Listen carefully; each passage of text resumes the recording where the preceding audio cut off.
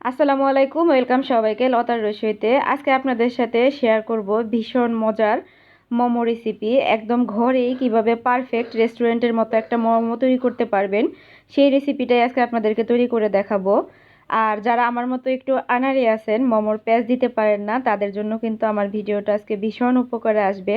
কারণ আপনাদেরকে ভীষণ সহজ একটা মোমোর প্যাচ শিখিয়ে দিব, মানে ডিজাইন কিভাবে করতে হয় সেটাই আর কি। তাহলে চলুন দেখে নেই। আমি এখানে নিয়েছি একটা মিক্সিং বলে 1 কাপ, আর সেই সাথে আরও 1 টেবিল চামচ পরিমাণ আটা। আমি আটা দিয়ে করছি, এটা কিন্তু ময়দা দিয়েও করতে পারেন, তবে আটা দিয়েও কিন্তু পারফেক্ট হয়। আর দিয়ে দিলাম স্বাদ মতো লবণ। লবণটা দেওয়ার পরে আমি খুব সুন্দর করে ভালোভাবে সব কিছু মিশিয়ে নিয়ে এখানে আমি দিয়ে দিলাম 1 টেবিল চামচ পরিমাণ সয়াবিন তেল। 1 কাপের জন্য 1 টেবিল চামচ সয়াবিন তেলই কিন্তু এনাফ। এখন এইভাবে ঘষে ঘষে আমি মেখে নিব। মেখে নেওয়ার পরে এখানে আমি দিয়ে দিচ্ছি হালকা কুসুম গরম পানি। অল্প অল্প করে পানি দিব আর ডোটাকে তৈরি করে দেব। এই ডোটা কিন্তু খুব ভালোভাবে এভাবে ময়ান করে নিতে হবে। যত ভালোভাবে ময়ান করবেন আপনার ডোটা তত পারফেক্ট হবে। আর একটু শক্ত টাইপের হবে। এই যে এরকম আমি মেখে নিয়েছি, এখন এটাকে রেস্টে রেখে দিব আমি 10 থেকে 15 মিনিট। এই পাশে আমরা ভিতরের পুরোটা রেডি করে নিব। আমি এখানে 1 কাপ পরিমাণ চিকেনের কিমা করে নিয়েছি। 1 কাপের থেকে একটু বেশি হবে, 300 গ্রাম পরিমাণ আর কি। দিয়ে দিলাম স্বাদ মতো লবণ, আর দিয়ে দিচ্ছি কালো গোলমরিচের গুঁড়া 1/2 চা চামচ পরিমাণ। ঝালটা পছন্দ মতো অ্যাড করবেন। আমি যেহেতু বাচ্চাদের জন্য করছি এই জন্য ঝালটা কিন্তু কমই দিয়েছি। দিয়ে দিচ্ছি কর্নফ্লাওয়ার 1 চা চামচ পরিমাণ। কর্নফ্লাওয়ার খুব বেশি দিবেন না, তাহলে কিন্তু চিকেনটা হার্ড হয়ে যাবে। আর দিয়ে দিলাম সয়া সস 1 টেবিল চামচ পরিমাণ, 2টা কাঁচামরিচ কুচি। কেউ চাইলে এখানে কিন্তু চিলি ফ্লেক্সও দিতে পারেন, তবে কাঁচামরিচটাই ভালো লাগে। আর দিয়ে দিচ্ছি আমি গাজর, খুব মিহি কুচি করা, একদম মিহি কুচি করে নিয়েছি। আর দিয়ে দিচ্ছি বড় সাইজের একটা পেঁয়াজের হাফ, ছোট ছোট করে চপ করে নিয়েছি। আর এখন দিচ্ছি পেঁয়াজ পাতা বা স্প্রিং অনিয়ন। হাতের কাছে না থাকলে স্কিপ করতে পারেন। আদা এবং রসুনের বাটা 1 চা চামচ পরিমাণ। আর গলানো বাটার দিয়েছি এখানে আমি 1.5 টেবিল চামচ পরিমাণ। বাটারটাকে আমি বের করে একটু চুলার তাপে গলিয়ে নিয়েছি আর কি। এখন ভালোভাবে এটাকে মিশিয়ে নিয়েছি।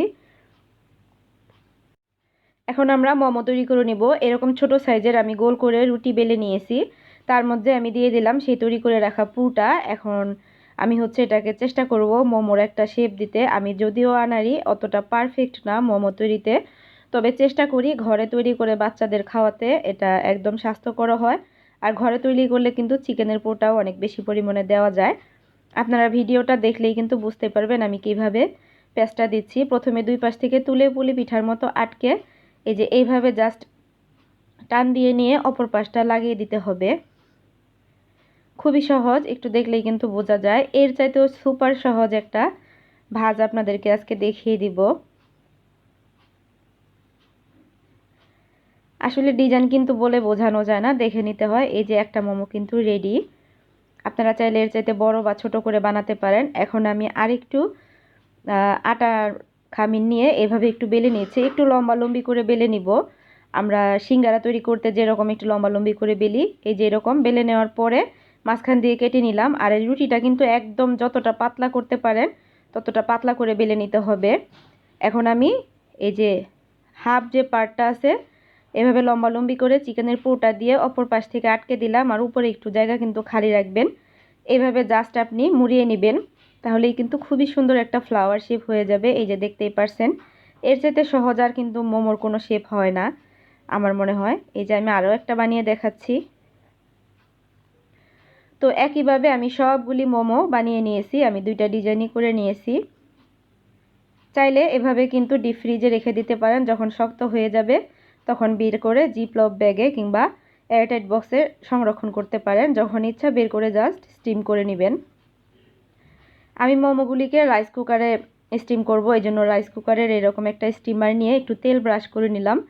তেলটা অবশ্যই ব্রাশ করবেন, এতে করে মোমোটা বয়েল হয়ে যাওয়ার পরে যখন এটাকে উঠাতে যাবেন তখন কিন্তু নিচে লেগে যাবে না। এই যে আমি রাইস কুকারে হাঁড়িতে দিয়ে ঢাকনাটা ঢেকে দিলাম 15 মিনিট। এখন এটাকে আমি স্টিম করে নিব।